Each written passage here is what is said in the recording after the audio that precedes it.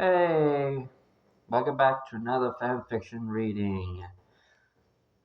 Let's get into it.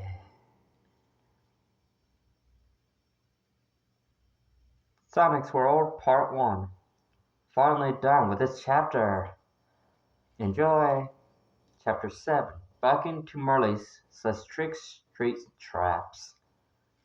With Princess Peach and Jewel at his side, Mario set out once again, bound for adventure. This time our heroes were tasked with finding the mysterious charmer Merle. If Merlin was right, then Merle was the key to finding a nice pure heart. Never one to flinch from danger, Mario set out to find Merle's mysterious mansion. But little did he know, the evil works of dastardly Count Black awaiting at every turn. Mario, Peach, and Jewel emerged from the door, and were now standing in a valley with an orange sky that turned yellow at its bottom. This place was Mystic Valley, located beyond Mystic Ruins. So we could say that our heroes were in the dimension of Mobius. The pure heart is somewhere up ahead. Yes, it must be, but it could be a ways. Let's go, Tippy said. Okay, Mario and Peach nodded.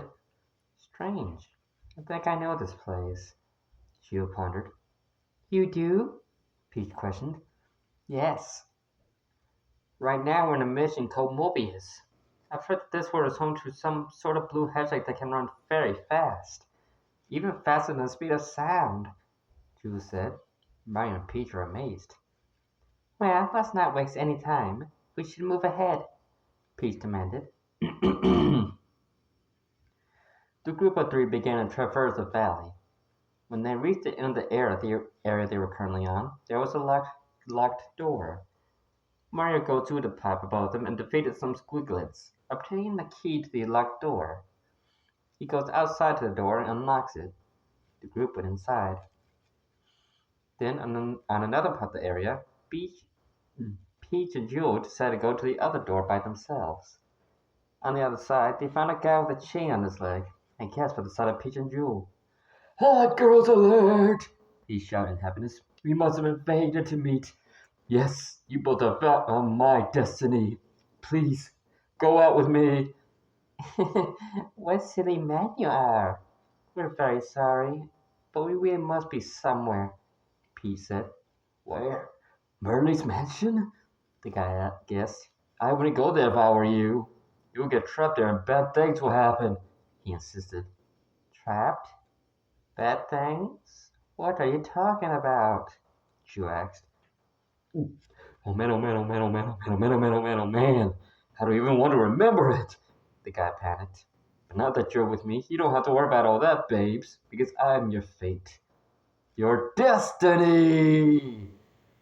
Thanks for the info. If I don't come back, will you perhaps try to save me? You know, like a certain mustache man used to do? Peach requested. The guy gladly accepts her request. The two princesses leave. So the team went around the place, crossing some lakes, finding a new pixel named Boomer. Okay, Boomer. Which was a bomb type, and she was useful for defeating slurps and breaking grounded bricks.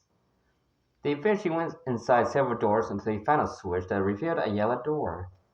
They go inside of it, and it led them to the final portion of the area, where Merle's mansion was waiting for them at the distance.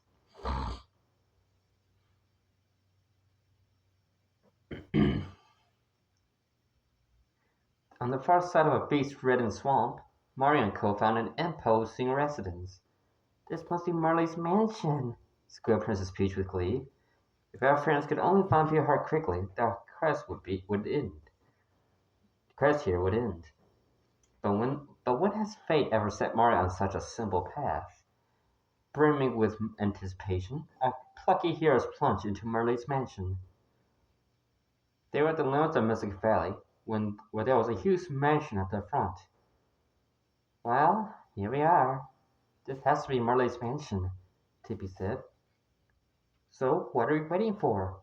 Let's get inside, Joe invited. Everyone nodded. Just then, just as we were about to open the door. No! scream came out of nowhere, startling Mario and Co. They looked up, and to their surprise, they saw something blue falling from the sky and landed right in front of them. This blue thing was an anthropomorphic hedgehog wearing gloves and sneakers. "Oh my, is that bird creature alright?" Peach said, worried. Then the hedgehog's eyes slowly opened, revealing his bright emerald eyes. He moans and groans as he slowly stands up. Once he was back on his feet, he placed his hand on his forehead. "Ah, damn! That's the third time I was knocked out from this mansion," the hedgehog rumbled. "Hey, are you okay?" Tippy asked the pretty hedgehog. The hedgehog lifted his head and was almost startled by seeing Tippy at his front. "Huh?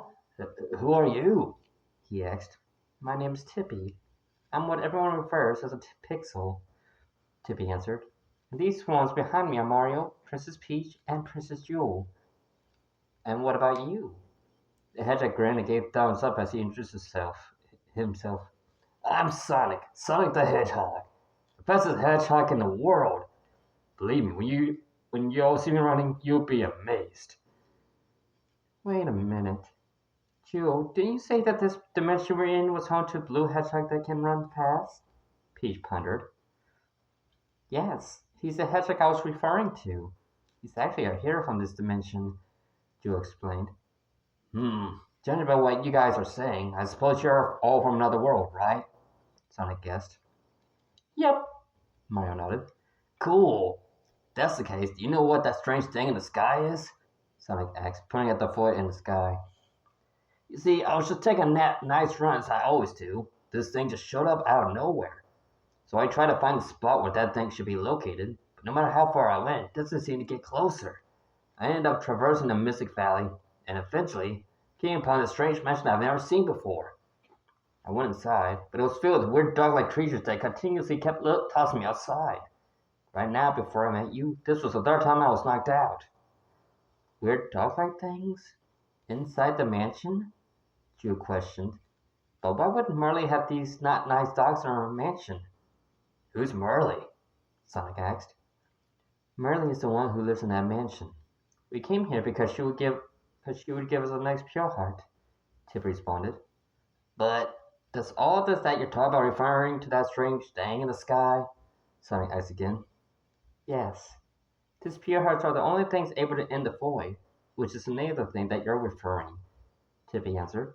"The void can consume all worlds, leading them to their destruction, and only the 8 pure hearts are able to stop it." "Wow, now that's what I call a true adventure," Sonic exclaimed. "If that's the case, I'll go along with you all. After all, I really want to see what's inside that mansion. And if there's an adventure, I always want to participate." "Really? Oh, that's so nice of you, Sonic," Peach squealed. "Yeah, after all, the more the merrier," Drew added. "All right then, let's go inside," Mario invited. They all nodded. Mario then opened the door, and as soon as they entered, they saw the dog-like enemies called Nips, which were the ones that Sonic was referring to. "Are these the dogs that you talked about, Sonic?" Peach asked. "Yep, those were the guys that were throwing me out of this mansion," Sonic responded. "It's like they didn't even want me here." "You better be careful then," Jewel assured. "And I think they don't want all of us here, actually." "Wait, I have an idea. I'll use these," Mario exclaimed as he pulls out a stopwatch item from his pocket. Once he uses it, all of the nips froze. "Whoa, that was amazing!" Sonic was shocked. "Now we're able to pass without them harming us," Mario said. They passed by the frozen nips and entered the door that was hidden in the curtain. On the other side, there was a green-skinned little girl with pointy tails and wearing a black maid's dress. She seemed quite friendly to them. "Well, hi there. Big welcome. Welcome to Merle's mansion," the girl bowed. "I'm Lady Merle's handmaid. My name's Mimi, but you can call me Mimikins if you want. You're here to see Lady Merle, aren't you?" "Yes, that's why we're here," Mario nodded.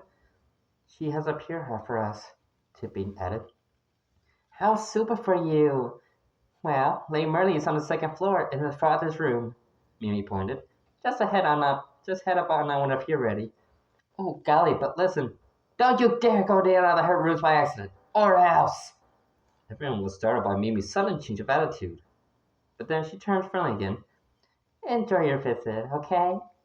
Once they were a bit far from Mimi, Sonic started discussing.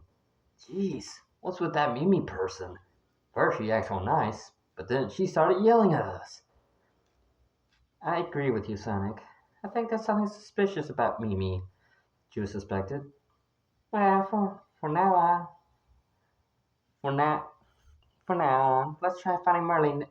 Well, for now, let's. Someone was saying. Well, for now, let's try finding Merlin, Peach insisted. Okay, Mario said. They decided to head to the room Mimi directed. The father's door on the second floor. This room was a straight one. Merlin, are you here? Peach called. Once they reached their room's limit, there was only a single green button on the wall. No sign of Merlin. Good gracious, that Mimi tricked us. Merlin isn't even here, Ju growled. I should have known. But if she isn't here, then where is she? Peach asked. We don't know. She's not here, of course. Then I guess we have to dissuade Mimi and head to the other rooms. She won't notice us, I hope. Sonic asked. Come to think of it, what does this stretch button do anyways? Mario questioned, staring at the green button on the wall. He decides to push it. Mario, wait, what if it? Sonic tried to stop Mario, but Mario pushed the button and it turned red. All of a sudden, cage bars lowered at the windows.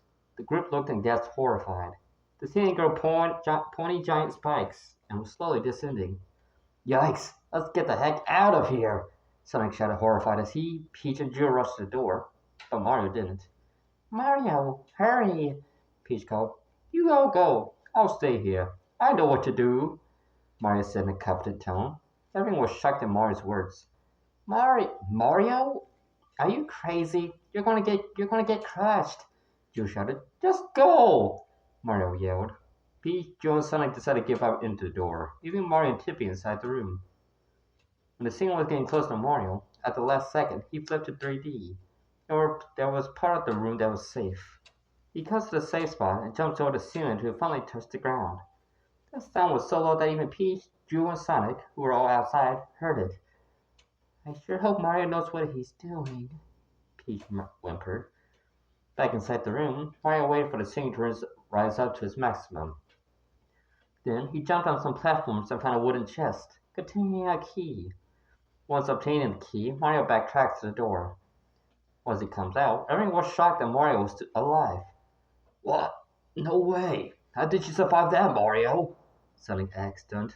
Oh, before I met you guys back, I gained an ability that allows me to flip between 2D and 3D, Mario answered.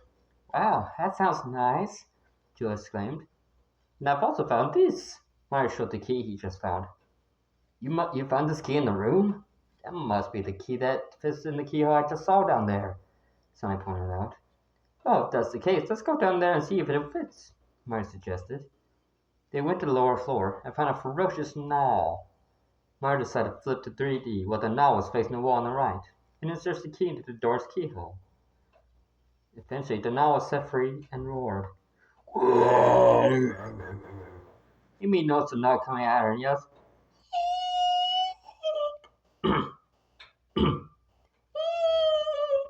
They ran around the room like crazy until they ran out, nowhere to be seen. Everyone was speechless by that scene until Tippy broke the silence. I wonder why that savage thing went straight for her and paid us no mind. Beats me, Sonic shrugged.